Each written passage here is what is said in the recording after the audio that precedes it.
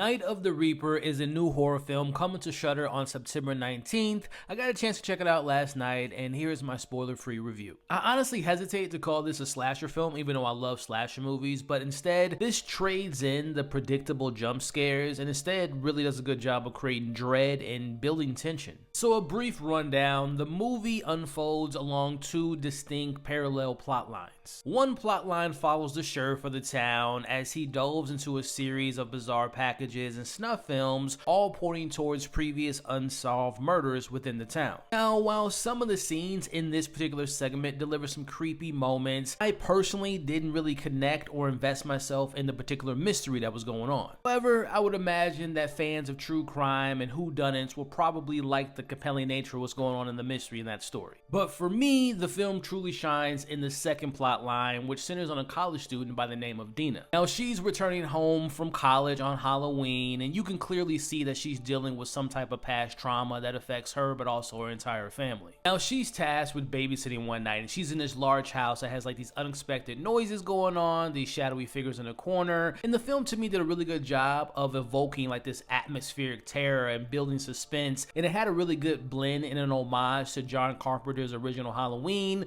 mixed in with a little bit of that slow burn dread that we got from Ty West's House of the Devil. Now, eventually these plot lines come together to come to the conclusion of the story, and I suspect that people will be kind of divisive on this ending. On one hand, I really appreciated the subversive nature of the ending, where they have this major reveal and it makes you rethink about the first two acts of the film, and also makes you rethink about a particular character. But then on the other hand, the twist kind of really makes you feel like it has illogical plot holes. And what I mean by that is, without spoiling anything, it just makes you rethink about a character and make you think like, how did this person know that this was going to happen for this to happen? And it just didn't make a lot of sense. But despite me not being as interested in one particular plot of the story and not being as in favor of the ending, I did really enjoy myself with this movie. Even though I wish there was more backstory on a particular character and a reveal and a couple more kills, I do think this film solidifies itself as a worthy addition to the spooky season watch list, offering enough intrigue and suspense and chills to overlook some of its missteps. So again, it will be available on Shudder on September 19th.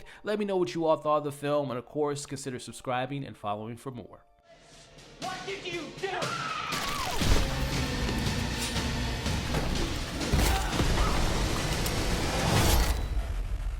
Night of the Reaper, huh?